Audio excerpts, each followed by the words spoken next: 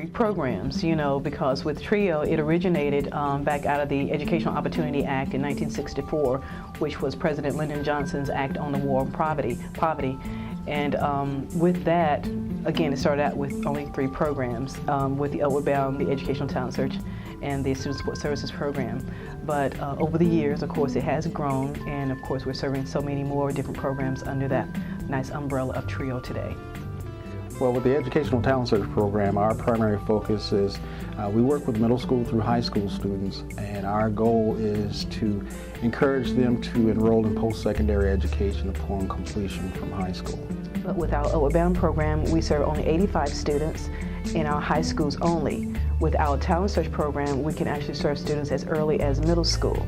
So that's like the biggest difference, is that we can start serving students as young as those that are in middle school all the way through their high school experience in the Educational Talent Search program, whereas in the Upward Bound program, we start serving them when they enter into high school.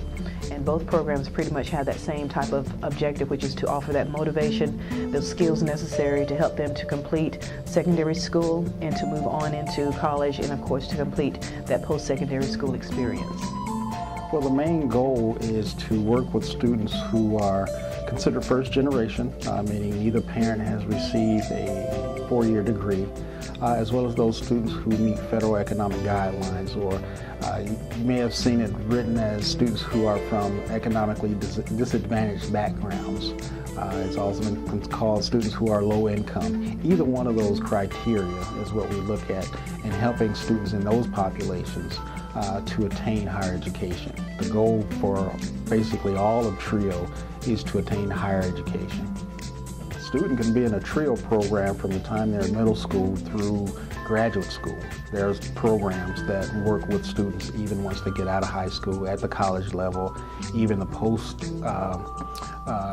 postgraduate level, you know, for students who are looking at master's degrees as well as doctoral degrees.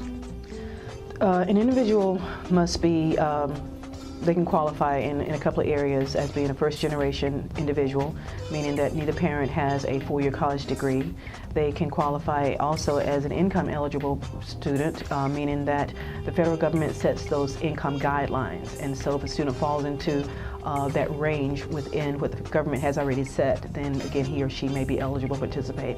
We also have an area in which a student may not qualify in that first generation or that low income level area, but if we know that a student still need that added support, those added skills of someone to offer maybe the necessary support to help them to stay focused while they're in school so they stay on task, to help them to complete the necessary requirements so they can graduate from high school and then enter into college.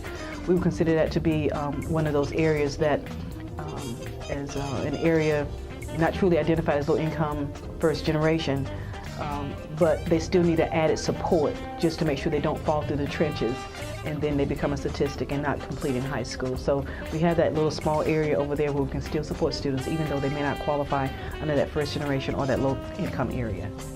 My main goal is to make sure that we can continue the funding so that we can continue to serve the students in our Tri-County area. Our grants, as I stated, they are federally funded, meaning that 100% of our funds come from the federal government.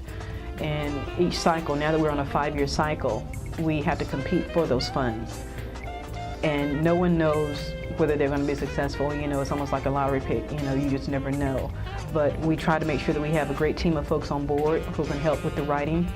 We try to make sure if we need to pull in a consultant, making sure that we have a strong data to support the need for our existence. So for me, I would say definitely making sure that we have the funds available, that we have a strong application to submit to the Department of Education. And of course, the other goal is to make sure that we are properly serving our students to help them to reach their goal, which of course, again, as I said many times before, is to help them to complete their secondary school experience, to move on into post-secondary, and of course, ultimately to graduate.